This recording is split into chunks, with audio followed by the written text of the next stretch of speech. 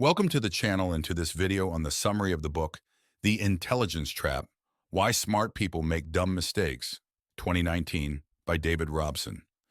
This book makes a persuasive case that great intelligence does not automatically correspond with excellent thinking. In truth, brilliance may lead to major errors, and brilliant individuals might fall into the trap of simple reasoning.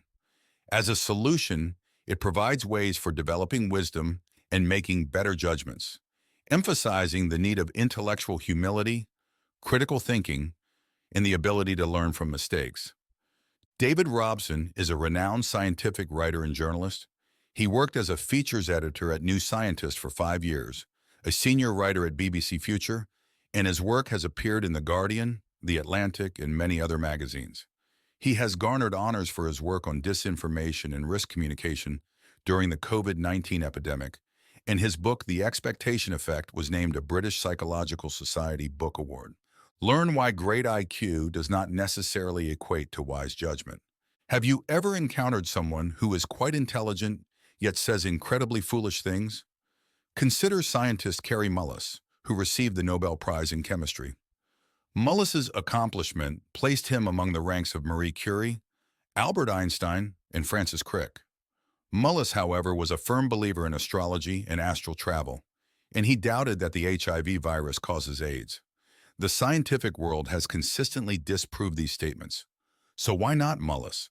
Mullis may have fallen victim to the intelligence trap, which suggests that persons with higher intelligence are more likely to make cognitive mistakes than those with lower intelligence. That is because such people frequently fail to learn from mistakes, oppose counsel, and become more entrenched in their own beliefs than others. Fortunately, there is a method to avoid this pitfall. Evidence-based wisdom is a new area that emphasizes attributes such as cognitive contemplation, intellectual humility, and emotional intelligence. These abilities, which are essential for sound decision-making, may be developed regardless of IQ level.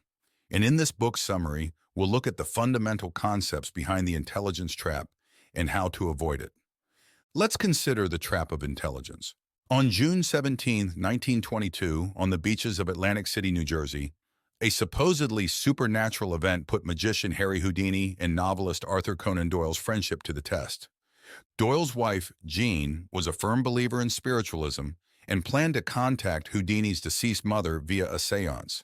Though Houdini was skeptical, he was willing to participate in the seance. Throughout the session, Doyle was captivated by his wife's apparent possession, the way she frantically banged the table and scrawled on sheets of paper.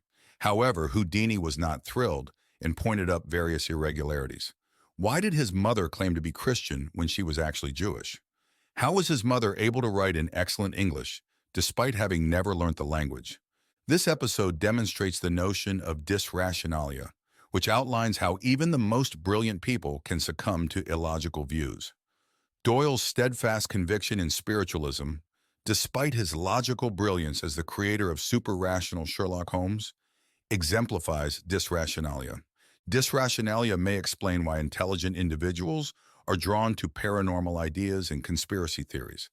These habits are typically rather harmless. However, disrationalia may be hazardous when people utilize their knowledge to support their pre-existing ideas while ignoring objective fact. Furthermore, clever people frequently have a somewhat bigger bias blind spot than less endowed individuals. Individuals who are conscious of their cognitive talents and trust in their own objectivity may justify prejudiced beliefs or poisonous relationships. Disrationalia may also contribute to political divisiveness.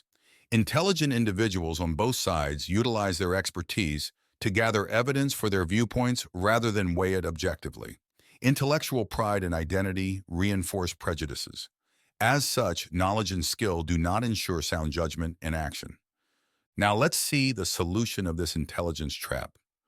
To begin our journey of avoiding the intelligence trap, consider 3 crucial concepts: cognitive reflection, intellectual humility, and emotional awareness.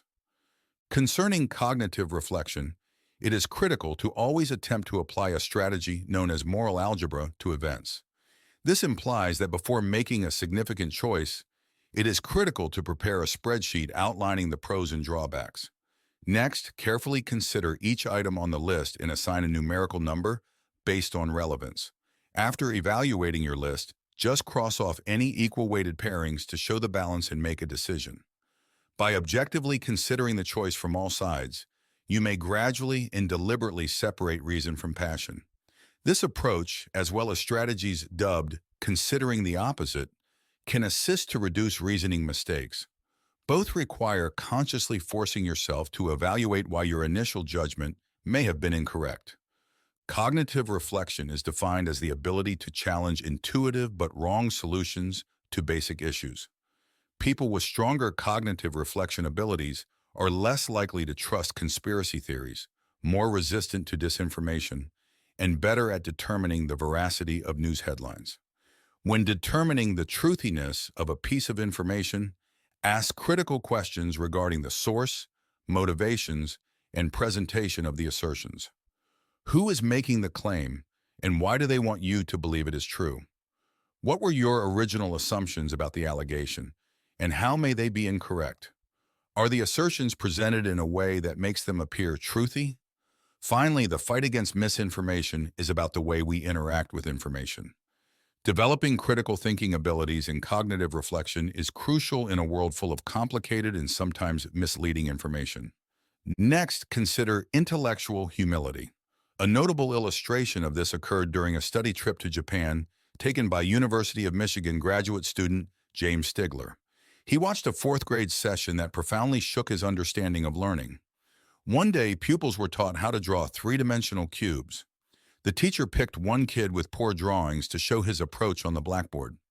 Stigler was perplexed, since this felt more like a humiliating punishment than a lesson. While severe by Western standards, this technique represents a distinct learning philosophy seen in East Asian educational institutions.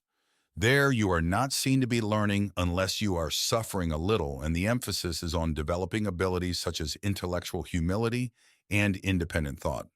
As a result, East Asian pupils frequently surpass their Western counterparts on global education examinations. Contrary to popular Western notions about education, research shows that uncertainty and difficulty are necessary for learning. The idea of desirable difficulties, as proposed by neuroscientists Robert and Elizabeth Bjork, lends support to this. Pre-testing, which requires pupils to solve issues before learning about them, may initially reduce performance. However, in the long run, they lead to a deeper comprehension and greater memory.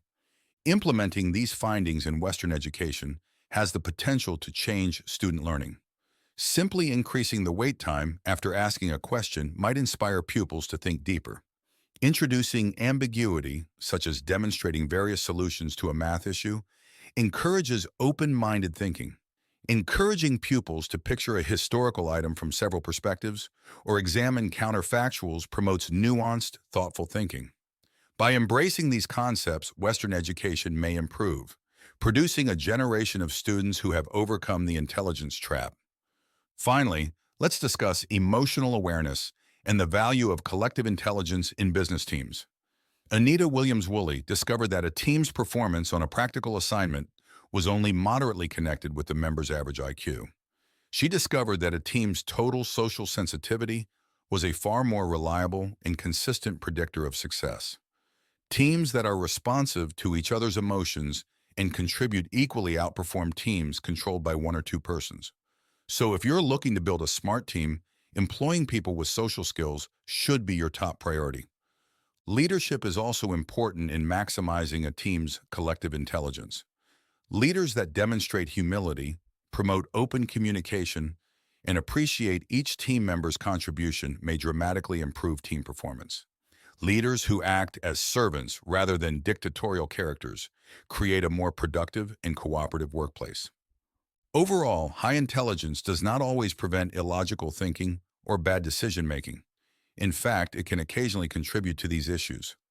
Fortunately, adopting intellectual humility, examining diverse views, and acknowledging our biases may considerably increase our ability to reason effectively and make sound judgments. This is critical in a world riddled with disinformation and hoaxes, as well as correcting a Western education system that does not adequately prepare pupils for success. If you resonate with this video, please share some love. Hit that like button and share it with others who may find it useful. Subscribe now to join us in this wonderful book journey that can help transform our lives and narratives. Thanks for watching, and see you in our next or other videos.